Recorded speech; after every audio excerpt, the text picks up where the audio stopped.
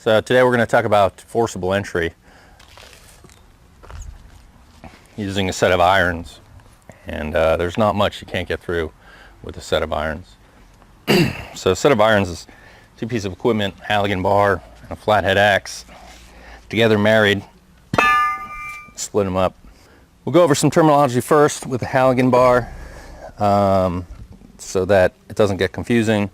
This is a pike, adze, fork, shoulders, crotch. It's a pro bar, 30-inch, and also probably one of the standards used in the fire service. And then a simple 6-pound flathead axe. So we're gonna talk first about the duties of the striking man. So the guy who has the axe.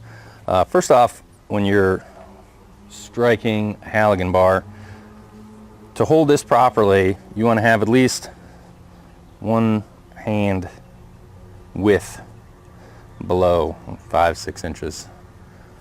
That's why we put our colors here. Generally the truck colors are on the handle, and if you grab them, and that's mostly for safety, mainly for safety. It also allows you to have enough control. And just remember, when you are striking, you're not swinging wildly, you're not coming in across. It's going to be mostly you're knelt in front of where you're at, you're coming back, and you're striking, putting your shoulder into it. The Halligan man is going to be in charge of calling out the calls and also doing all the prying. And so it's important that the two communicate effectively. And to do that, there are 4 commands that you're going to want to use. And we leave it to these 4 because it limits the amount of confusion, and it speeds things up. And so the first one is hit. So when you call for a hit, the axeman is going to deliver 1 strike. You're going to call for a hit when you want the strike to set the tool, right? And then that means you're going to reposition it. You're going to call for another hit. They're going to hit again, reposition it. Second thing is drive, and that's continuously hitting with the axe. During that time, you want to keep the Halligan in one place. You don't want to be moving around, because the striking guy is just hitting and hitting, and he's not going to stop until you call stop. That's the third. The fourth is a hold or a capture, and that is when the axe guy is going to use the axe like a big metal wedge that it is and capture the space that you guys have gapped to that point. So now, by doing that, it allows the Halligan man to pull the Halligan out, reposition, put some tension on the door again. You can take the axe out and continue your striking. Now, depending on where the Halligan is set, when they call for a capture, you have to be cognizant of where you're putting the handle, because you don't want to put the handle in the way of where he wants to reset his Halligan bar. So if you have to, or what I like to do, is to capture spaces with the handle going up. That way you have plenty of space to go below. So now we're going to apply the gap set force method to an outward swinging door. This is metal frame, metal door. First step is you're going to shock the door, and you're going to do that by striking it 3 times. Once high, once middle, and then low. That's going to help you determine where you have mechanisms that are locking you out, and you'll be able to feel a flex in the door depending on what's in your way. It's also shocking the door, and you might defeat the mechanisms when you're striking it. So when you do that, you want to put full force into your hits. Now I'm going to make a gap between the door and the door frame, and I'm going to do this on this door with the adze of my Halligan. So I'm going to place the adze where I want to start my gap, and then I'm going to call for a hit from my Axeman. So hit, hit. All right, now that I have the adze of my Halligan in a little bit, I'm going to try to crush the metal of the door jamb. To do that, I'm going to go down on my Halligan and then up. And you can see by working it, I create a larger gap between the door jamb and the door. And that will allow me to get the tip of my adze around the door stop and behind the door. Because if you don't get the tip of your adze around and you drive it into the door stop, you're going to be fighting this entire building and you're never going to get it open. So once I have it in a position where I've been able to gap the door a little bit, now I could call for some more hits so that I can set my tool. So hit,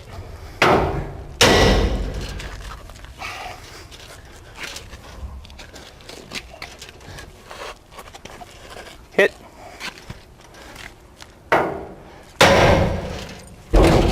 all right, hit.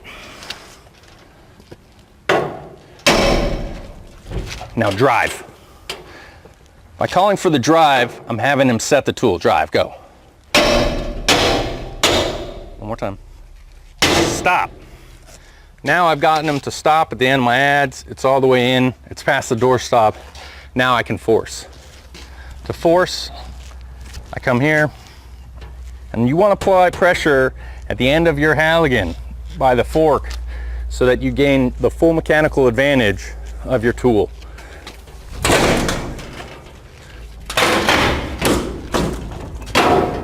Open, and then remember to control your door.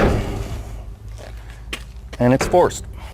So now we're going to go over forcing and swinging door with a two-man operation using gap, set, force method again. And it's going to start with shocking the door.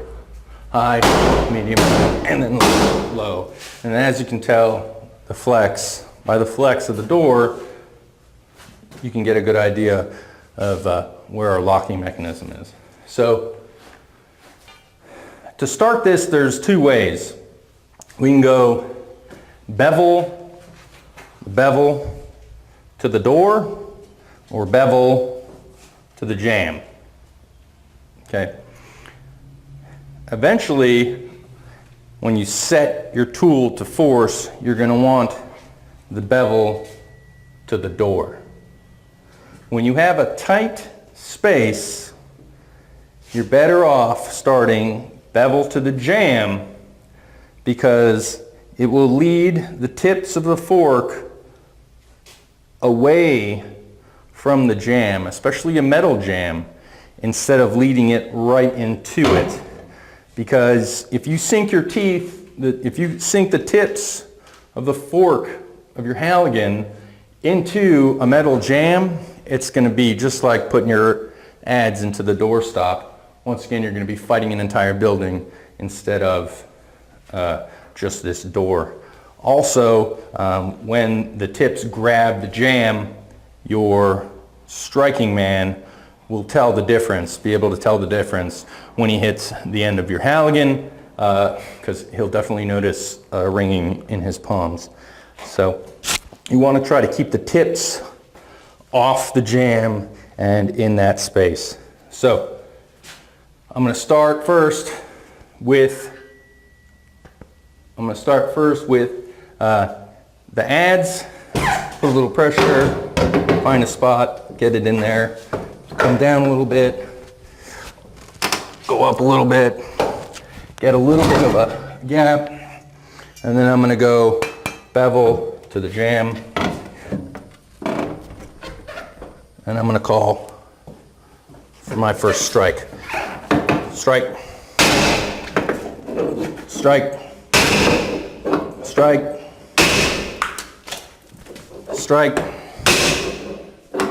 strike,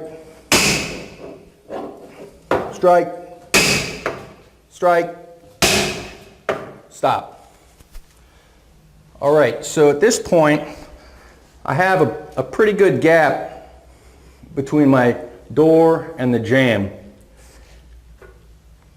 And the tips are just past the jamb. I want to widen it a little further so that I can then capture that space with the axe and then turn the tool around so I'll have the bevel to the door. So I'm going to call for like 2 more hits. Hit, hit, hit. All right, so now I'm going to ask him to hold. What in this case we're going to have him do is put handle up and get above into the larger gap so that when I take the tool out, I still have the space. I can turn my tool around, bevel to the door. I go back in where I was. I can tell him he can take his axe out. And now I'm going to call for a strike. Strike. Strike. Strike. I'm going to look to see where I am. I need to go a little further. Now I have the gap, I can set my tool. Drive. Stop. So I've gotten the tips past the jamb the right way. Now I just push and I should be able to force the door open.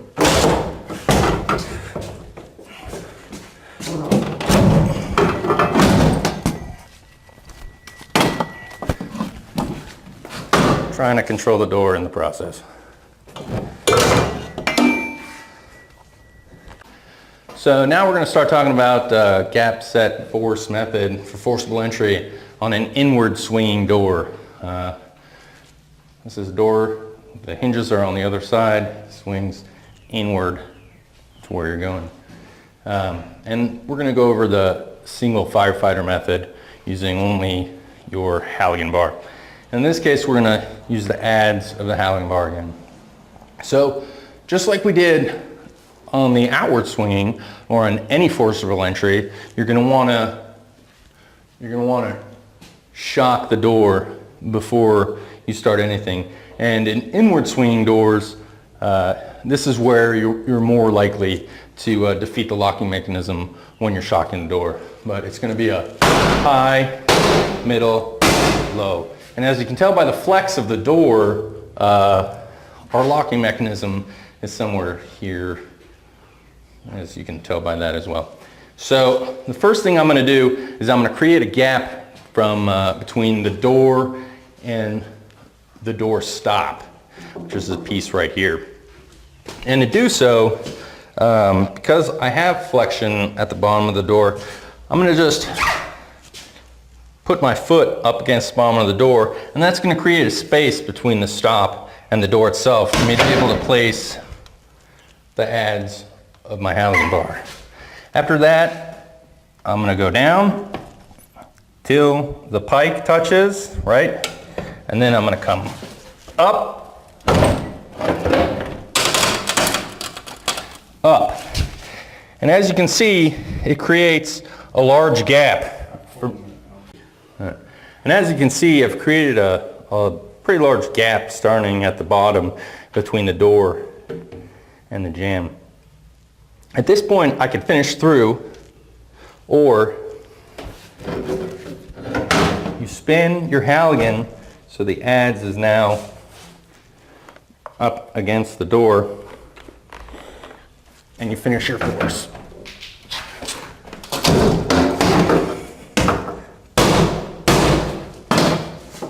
remembering to control the door once it's open.